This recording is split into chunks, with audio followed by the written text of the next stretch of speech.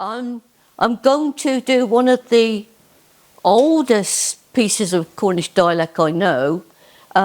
It's called Adam's Fall, you've got to remember that. And Ralph Dunstan published it in his dialect and Cornish folk songs. But I got it off a lovely lady called Mrs. Foxworthy. She was quite, you know, stern to look at. She had her hair scraped back in a bun. All the older generation called her Foxy, but she was Mrs. Foxworthy to us, because we were the younger generation. And as a singer, you like to have a tune that shows off the voice, but this doesn't show off the voice at all. Oh, come and I'll tell you a tale of the days of old, about Adam Treaty and his wife, that lived up to Bissa, I'm told. Now Adam was fond of his drop, a boozer was nothing to eat. When he ought to be down at the ball, he'd rather be out on a spree. Now one Saturday night, as I've heard, he went to the Kiddly Wink, and what with the beer and the eat, he soon was too droozled to think.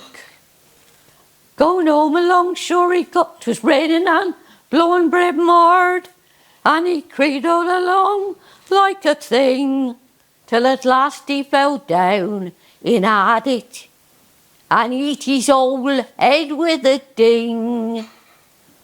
Now Jenny was home, waiting for him, and cleaning up all the clone.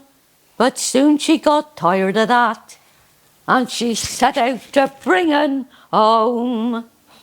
And as she went traipsing along, she thought she heard him screech.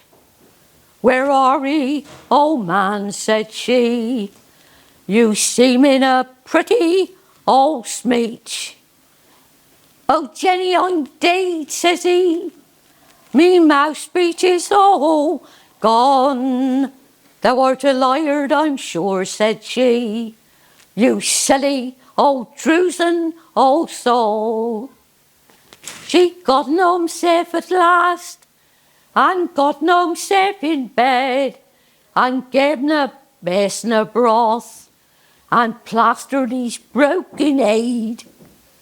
Next morning she happened to geek out under the window blind, and there was the parson outside, all dressed up brave and fine.